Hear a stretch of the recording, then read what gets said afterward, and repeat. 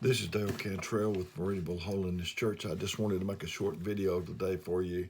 I think it's pertinent to the times that we live in right now with the coronavirus and all the other things we're not able to meet. And so I'm going to be in the 27th chapter of Acts, the 13th verse, starting at the 13th verse. Going to give you a little background so we don't have to read so far. But Paul stood up before many rulers. In this particular time, he stood up before this ruler, and he told this ruler that he appealed to Caesar. The ruler said, I might have let you go, but you've appealed to Caesar, and that's where you're going to go. So Paul didn't know about ships, and the shipman didn't know about God. And Paul told the shipman not to sail that ship, but he thought he knew more, and he did. So I'm going to start at the 13th verse. And when the south wind had blew softly, supposing they had obtained their purpose, looking thence, they sailed close by Crete. Before this coronavirus started, we could go to church. Everything was great. We could be together. So the south wind was blowing softly. We took it that everything was okay. But then along came this coronavirus. So that's the way it is. When things are going well with you, don't forget that bad could get worse. So, and said, but not long after there arose, after they had got comfortable and the soft wind blew, and the wind blew softly, said, but not long after there arose against it a tempestuous wind called Euroclydon. And when the ship was caught up and could not bear up into the wind, we let her drive. They encountered a storm. Today we've got the coronavirus. Yesterday on Easter we had a natural storm. If you knew that if they told us that a natural storm was coming through here and you didn't pay any attention and you just chose to ignore it, then it would be on you if any lives, your life or anyone else's, was lost. He said when the ship was caught and could not bear up into the wind, we let her drive. It reminds me, I've been driving in a car and running across a deep puddle, and my car would hydroplane. And I must confess to you, I just took my hands off the wheel and said, Lord, help me. And somehow or another, it straightened up. Today, in this, we're going to have to take our hands off the wheel and depend on God to help us. They let her drive. And running under a certain island, which is called Clauda, we had much work to come by the boat, which when they had taken up, they used helps, undergirding the ship. Boy, we need helps today. Helps are so vital. Jesus had 12 disciples. Moses had those elders. We can't do it by ourselves. We need helps. When they had taken up, they used helps, undergirding the ship. What does that mean? I really don't know. I think it's where they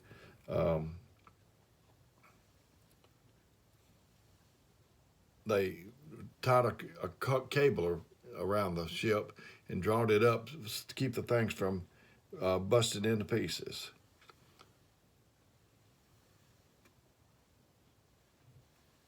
They, and being exceedingly tossed with a tempest, the next day they lightened the ship. When I was reading this, I was in a storm, and that was the first clue of what I need to do. Just like this is talking about a natural storm, we're in a spiritual storm. And so if we can do what they did in this natural storm, it will help us in our spiritual storm. And so he lightened the ship. That was the first thing I needed to do in my storm. I needed to lighten the ship. If I got a grudge, I need to throw it overboard. If I got a feeling against somebody, Jonah, when he was in the bottom of the whale, they had to throw him overboard to make the ship start sailing right. So they lightened the ship. Very first thing they did. That's the very first thing we need to do. And the third day we cast out with our own hands the tackling of the ship. What is that? I don't really know. I just think it's the thing that controlled the pulleys and all that, the sails, so they could. Now we've thrown that overboard, so now it's like a sailboat, and that's probably what's going to help us if we can just get our hands off the wheel and let Jesus pilot the boat. And when neither sun nor stars in many days appeared, no small tempest lay on us, all hope that we should be saved was then taken away. Do not lose your hope. Man can live without food for 3 or 4 or 5 days or whatever it is, 50 something days. Man can live without air for 8 or 9 or 10 minutes. He can live without water 3 or 4 or 5 days, but you cannot afford to be without hope for 1 second. I've never been where I didn't see the sun or the stars or the moon or anything that he's talking about in here. But in that day, they needed that to navigate. They didn't have an onboard computer. They didn't have radar. So they needed that to navigate. Don't lose your hope. And Paul told them that they shouldn't have sailed. And he said, and now I exhort you to be of good cheer, for there shall be no loss of man's life among you, but of the ship. That is really good news. I mean, I would just love it if I knew that there would be nobody else lost. And he told them they would have to be cast upon a certain island. But when the 14th night was come, as we were driven up and down in Adria, about midnight the shipmen deemed that they drew near to some country, and sounded and found it 20 fathoms. And when they had gone a little further, they sounded again and found it 15 fathoms. So this is telling me we're getting closer. Just like at a football field, a 20-yard line, a 15 to 10, you're getting closer. Well, Brother Dale, I would do that, but I'm afraid that instead of 2015, it would be 2025.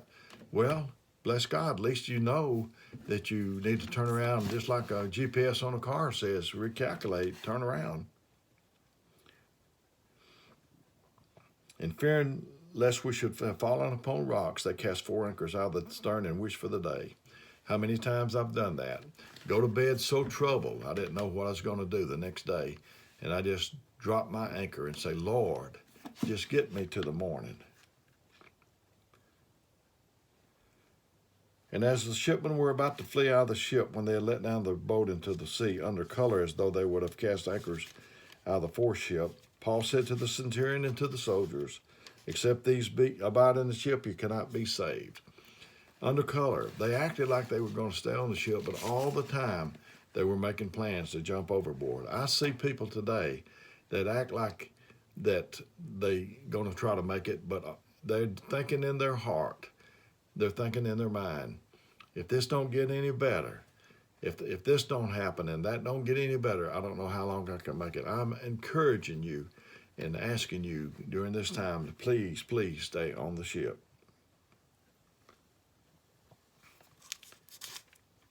Paul encouraged them to take meat. I'm going to flip on over here. And when he had thus spoken, he took bread and gave thanks to God in the presence of them all. And he had broken it, he began to eat. Like we do on the communion. There's one piece of bread. There's a whole piece of bread, and we break it and divide it. If we didn't break it, we couldn't share it with everybody else. I've been broken. I've made mistakes. And when somebody comes to me of our church and wants to know they've done this, now I'm not talking about a sin, but when they've made this mistake, there's a little piece of me to go along that can sympathize, empathize with them.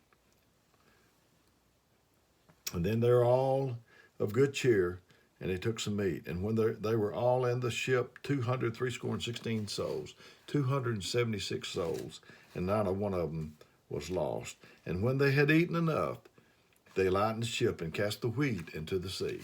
This is the third time they've lightened the ship. They lightened it, then they threw out the tackling, and now they've thrown out the wheat. It's a desperate situation. Desperate times call for desperate measures. Different times call for different measures. If I told you that I heard of a woman throwing her baby out the second store window, you would think that's horrible, and it would be. But if I told you that the house was on fire, now that's a different situation. Some people, they sit in church. There's some people that needs a blessing. They don't care if you shout right on their pocketbook. They don't care how their nails look. They don't care how their hair looks. They just need a blessing. So when they had eaten enough, they lightened the ship. And when it was day, they knew not the land, but they discovered a certain creek with a shore, into the which they were minded, if it were possible, to thrust in the ship. And when they had taken up anchors, they committed themselves into the sea, and loosed the rudder bands, and hoised up the mainsail to the wind, and made towards shore. And falling into a place where the two seas met, they ran the ship aground. That's desperate. And the forepart stuck fast and remained unmoveable, but the hinder part was broken with the violence of the waves. And the soldiers' counsel was to kill the prisoners, lest any of them should swim out and escape. But the centurion, willing to save Paul, kept them from their purpose, and commanded that they which could swim should cast themselves first into the sea and get to land. And the rest, some on boards and some on broken pieces of the ship. And so it came to pass that they were all escaped, all safe to land. I don't know who's going to make it and who's not going to make it, but I know that if I stay on the ship, I can make it. If you're strong, it said, let the strong bear the infirmities of the weak. Swim. If you see me come dog pedaling by, throw me a board and we can all make it. I've encouraged our church not to be on the me channel and to think of other people.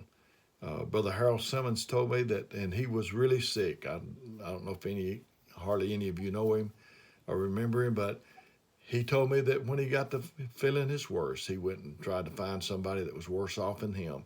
And when he left, he felt better. And that's the way it is today. Think of somebody that you can call. Think of somebody that needs your help. Get your mind off yourself so much. That's my advice that works for me anyway. I've never seen anybody that was thankful not make it so far. I've never seen anybody that was not thankful make it. I told our congregation to, if they have an iPhone or some kind of smartphone, to set an alarm for 3 times a day that says, be thankful. If you're thankful, you can make it. Let's all be thankful. Try to help somebody else make it. I don't know much else to say to you, but I do know that we're in a storm, and I do know that we can get through this. I think that at the end of this thing, we can be like Joshua when he told them to take a stone from the Jordan, I think each tribe. And then when the children asked, what meaneth these stones? That you could say we were bondmen in Egypt. If you need to take you some memories of this. You need to remember this and never forget. That's the people that get in trouble, is the people that forget. So this actually, when we look back on it, the things that you don't enjoy or wish wasn't that way, at the end of this thing, it can make you stronger. And I love all the children of God. I want to be a servant. That's what I want to be. There's not a traffic jam on the road to being a servant, but that's what I want to be. It said Jesus didn't come to be ministered to, but to minister and give his life a ransom for many. There's joy in serving other people, and that's what I want to do for the rest of my life. And I hope that in this video, or in person before this corona, and after the corona, when we get back in person, that I can help you.